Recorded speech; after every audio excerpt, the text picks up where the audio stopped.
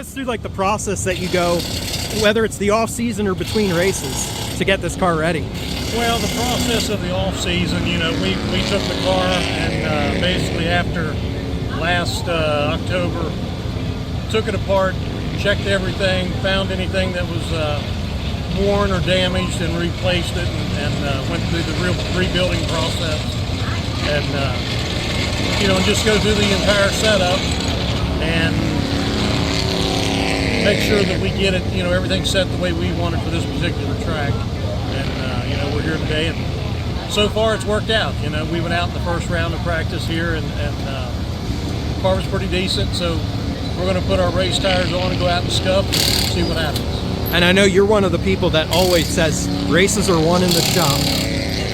Yeah, if I try to unload and actually the car be ready, pretty much just setting air pressures and torquing the wheels and being able to go out.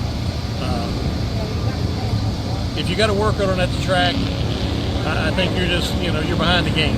So you gotta try to stay ahead of it. And at least for me, it's a whole lot easier knowing that once we've unloaded, that everything is tightened up and ready to go.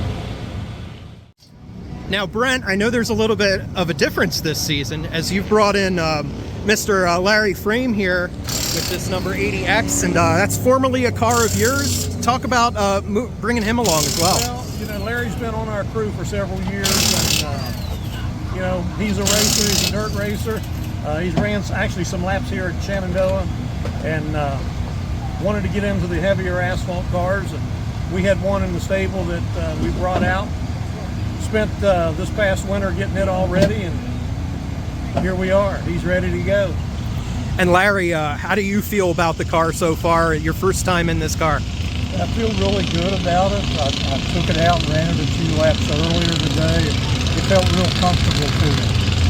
And what would be a good day for you? Just bringing it home in one piece the first time out? What would be a good day for you to bring it home in one piece? Making laps, staying out of trouble, and having fun.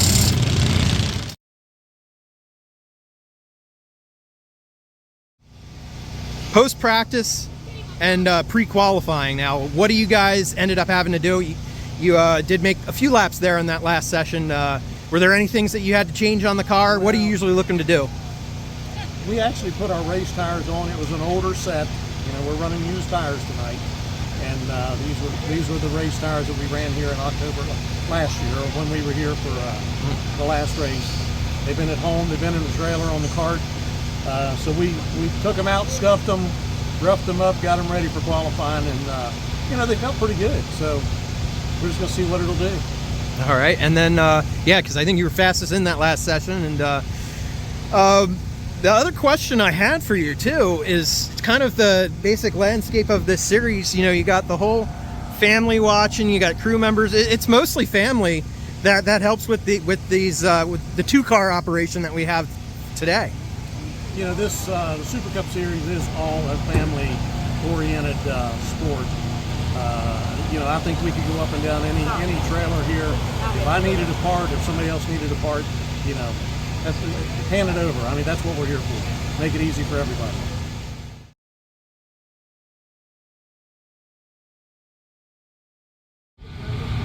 Brent, qualifying. Wish we got it on video, but what happened on that second lap? You're just to tick off, even though, tell us what happened. This thing got as loose can get. It's like I drove into Alaska and hit every bit of ice that was possible. I don't know.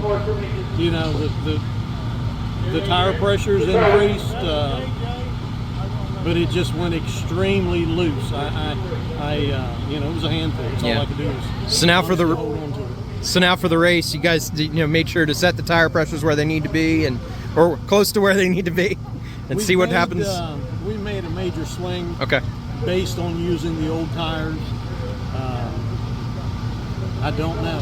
We'll find out shortly, but that's all I can do. I made changes, drastic changes, to tighten the car up, and we'll see. I really don't know how it's going to respond. And explain once again, you might not have had to do all you can do because we got this guy riding along with you, and he was a good luck charm last year. You know, I hope Turbo can pull something out for me, because we're honest to goodness, we're throwing the kitchen sink at it right now.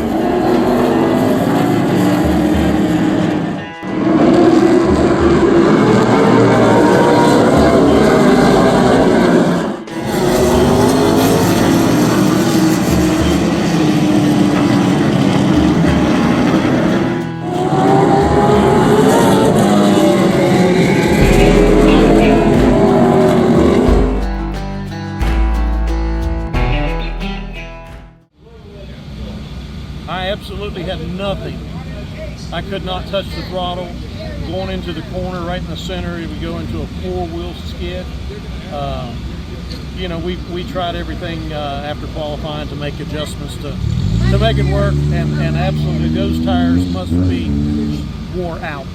They've lost all grip, and you know, we're gonna make some more changes to see if we can. And see if we can do something on the second race. Yeah, we're standing here over by Bill's car because I didn't want to get in the way of your crew members because they are working hard. What are we doing between races to see what you can do for the second one?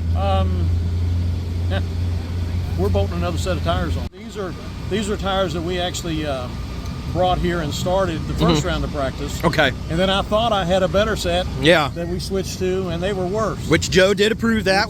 So we wanted to clarify that as well. So I don't know. I have no idea what these are going to do. It can't be any worse than what the last one was. All right. Well, good luck in the second one. Thank you.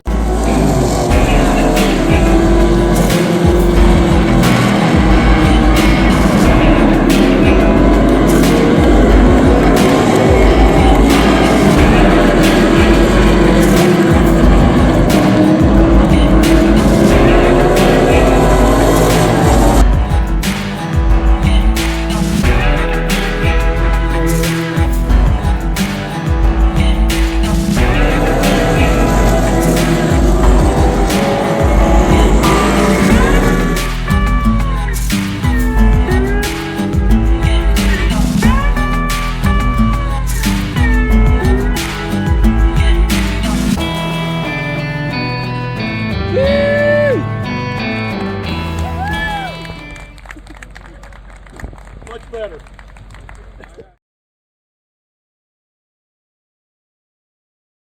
Okay, Brent, before we get loaded up, congratulations on the victory. Thank you.